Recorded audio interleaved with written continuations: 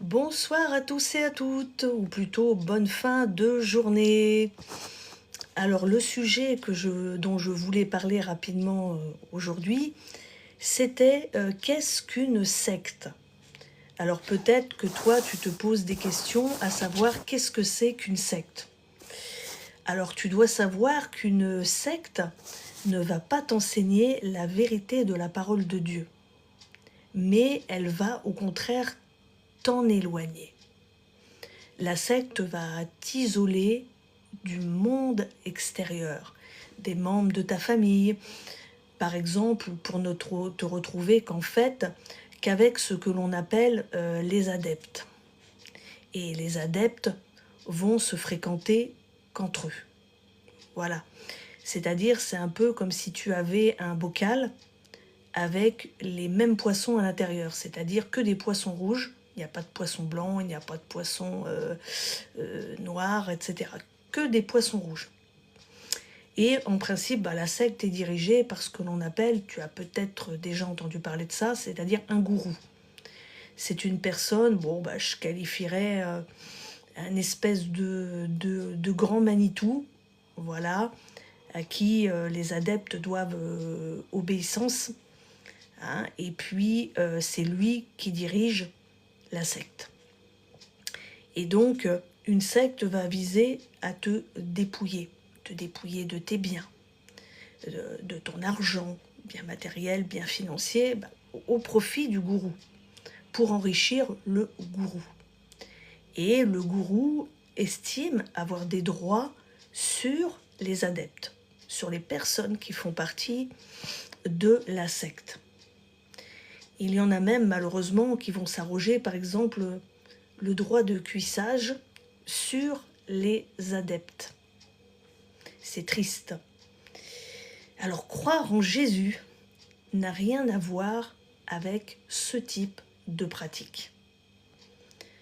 Croire en Jésus n'a rien à voir avec cela, puisque les valeurs de Christ sont le partage, l'amour, la famille, l'unité, les relations humaines, aider les autres, etc. Transmettre la bonne nouvelle de Christ. Alors Christ n'est pas venu pour dépouiller les gens, mais au contraire, il a tout donné, il s'est dépouillé, nous dit la parole de Dieu. Et un pasteur n'est pas un gourou. Les chrétiens, par exemple, qui investissent dans les ministères, comme par exemple le ministère d'Andrew Wommack, ils investissent entre autres de l'argent pour faire avancer le royaume de Dieu. C'est ça en fait, pour faire avancer l'évangile, le royaume de Dieu. Et tu dois savoir qu'un véritable homme de Dieu, femme de Dieu, ne se prendra pas, si je puis dire, pour Dieu tout-puissant, ne se fera pas vénérer, mais sera humble et reconnaîtra en fait que on doit tout à Jésus. Donc un véritable homme de Dieu est humble, doit être humble. Et un véritable homme de Dieu ne va pas contrevenir, par exemple, aux bonnes mœurs, ni un chrétien d'ailleurs. Un chrétien doit être aussi humble. Malheureusement, certaines personnes, par exemple, qui ne connaissent pas Christ, vont confondre la foi en Jésus avec une secte, parce que ça leur paraît étrange que des personnes ne parlent que de Jésus. Ça leur paraît lunaire, hors sol.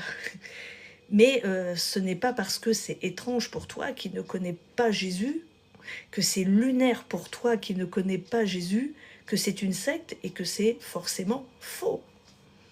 Alors une secte va se caractériser aussi par une emprise mentale qui va porter atteinte à l'équilibre moral, sanitaire, financier et familial d'une personne. La secte va chercher à isoler, à désociabiliser, à endoctriner, déresponsabiliser une personne pour la pousser à une perte d'autonomie ou encore une perte financière. Voilà en fait ce qu'est la définition d'une secte. Mais moi, par exemple, je ne me reconnais absolument pas dans cette définition de la secte, puisque ça n'a rien à voir avec l'Évangile et ses valeurs. Dieu n'a jamais voulu déresponsabiliser ses enfants. Et avec Dieu, tu dois savoir qu'il n'y a jamais de perte financière, mais qu'avec Dieu, il y a toujours un gain. Nous sommes toujours gagnants. Et sache qu'un vrai chrétien, une vraie chrétienne, ne va pas chercher à faire du lavage de cerveau aux gens qui ne connaissent pas Dieu. Alors si toi qui ne connais pas Christ, on t'a prêché, on t'a annoncé l'Évangile, tu es libre d'accepter l'Évangile ou de ne pas l'accepter. Après, c'est de ta responsabilité. Et donc, nous, chrétiens, nous ne devons pas faire du bourrage de crâne et du forcing. C'est la responsabilité de chacun d'accepter Jésus. Alors, Christ véhicule les valeurs familiales, les relations humaines, etc. Christ ne va pas isoler une personne. Alors, faire la leçon à quelqu'un pour convaincre, pour faire adhérer à une doctrine, à un point de vue. Voici donc la définition du mot « endoctriner ». Et les véritables chrétiens ont vocation à partager la parole de Dieu, transmettre cette bonne nouvelle. Les véritables chrétiens n'ont pas vocation à faire du forcing, comme je te le disais précédemment, du bourrage de crâne. Christ s'accepte librement, avec amour et avec le cœur, et non pas par obligation, culpabilisation, etc. Malheureusement, peut-être que tu as été victime de dérives sectaires dans le monde chrétien. Malheureusement, je ne peux pas dire qu'il n'y a pas de dérives sectaires. Et c'est vrai qu'il faut faire attention, parce que tous ceux qui se revendiquent chrétiens, églises, etc., n'en sont pas forcément. Et ne suivent pas forcément l'Évangile. Alors, le mot secte vient du mot sectus, qui veut dire couper en deux. Alors, si tu vas par là, la religion va relier à. J'aime pas trop utiliser le mot religion. Pour moi, je préfère relation que religion. Mais notre relation avec Christ va nous relier à lui et non nous couper de lui. Par exemple, si tu prends l'exemple d'un sécateur, c'est une espèce, si tu ne sais pas ce que c'est un espèce de gros ciseau de jardinage pour couper, par exemple, des branches aux arbres. Et donc, le sécateur va couper, sectionner la branche. Donc, il va séparer la branche de la sève qui lui donnait la vie. Eh bien, la secte, c'est pareil. C'est un peu à l'image du sécateur.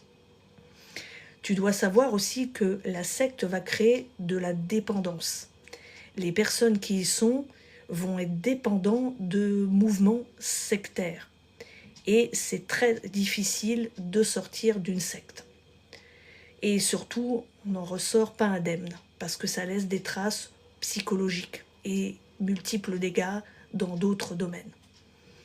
Alors qu'avec Christ, c'est la liberté. La foi en Jésus n'est pas une prison, ni une captation, un pompage de tes biens financiers, par exemple, car tu donnes selon ton cœur. Si tu es chrétien, tu vas donner selon ton cœur ou selon ce que l'Esprit de Dieu te mettra à cœur. Mais Dieu ne te forcera jamais à donner si tu n'as pas envie. Après, ce n'est pas la faute de Dieu tout ça, mais de l'homme qui est méchant. C'est la perversité en fait humaine qui détourne le vrai sens de la Bible, le vrai sens de la foi, pour servir la créature au lieu du Créateur qui est Dieu. Alors une secte éloigne du sujet principal qui est Christ et non l'homme. Donc voilà, c'était une petite vidéo assez courte sur qu'est-ce qu'une secte. J'espère que pour ceux et celles qui étaient présents et présentes à ce live, j'espère que ça vous aura plu. Je vous souhaite un bon début de soirée. Bye bye bye.